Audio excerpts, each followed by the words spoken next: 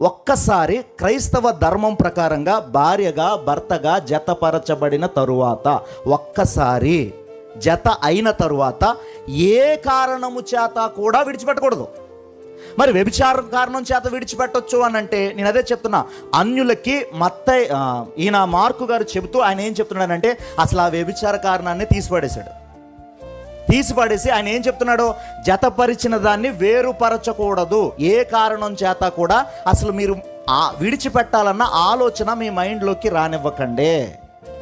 స్త్రీ పురుషుణ్ణి విడిచిపెట్టాలి అన్నా, లేదా పురుషుడు స్త్రీని విడిచిపెట్టాలి అన్నా, భార్యాభర్తలు వ్యభిచార కారణాన్ని బట్టి ఒకవేళ విడాకులు ఇచ్చేసుకోవచ్చు కదండి అని అనుకుంటే గనక బైబిల్ దాన్ని అంగీకరించదు.